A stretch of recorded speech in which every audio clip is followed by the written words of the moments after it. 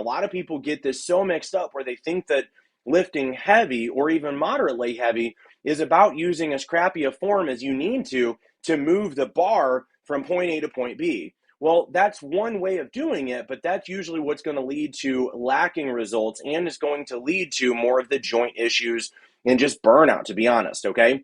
So this year is going to focus more on load than intensity. Now, we use intensity, but the intensity is used to get yourself as close to failure on each set rather than the intensity of bouncing around and keeping your heart rate as high as possible for the sake of keeping your heart rate up.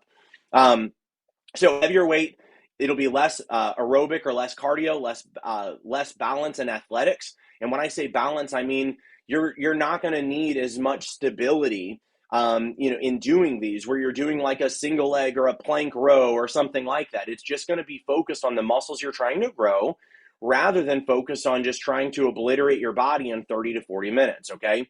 Why is it here? Let's just remove that. Why? Oh, come on now.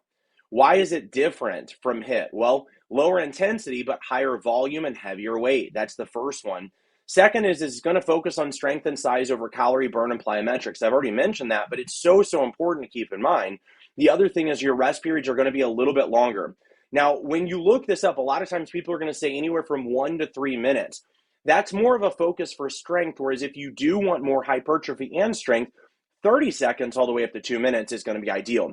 Why would I only do 30 seconds? Well, 30 seconds is going to be more for hypertrophy, whereas the 2 minute time is going to be more for strength. I like to do somewhere in between where I use 30 to 60 seconds between mine, and it works really well. Now, if I go heavier on a compound movement, yes, I'm going to do more rest in between that so that I am getting a little bit of recovery before my next set, okay? So, but you can keep rest as short as 30 seconds as long as you're recovering enough for the next one. Will you notice possibly that your the weight has to be decreased at occasion? Yeah, if you're doing more than 3 sets, yeah, you might have to. Ultimately, I'm going to recommend that, again, anywhere from 2 to 4 sets is going to be fine. If you're going for more volume and less failure, you're going to want to do more volume or more sets, 3 to 4.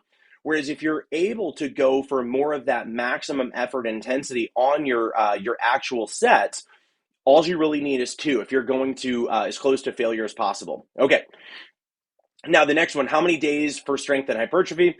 Well, very first thing is you're going to see this here is 3 days microcycle structure, but I'm going to talk with you first about the 2-day split. So we've got a 2, 3, 4, and 5-day split. Are there more? Yes, you could technically work out once a week,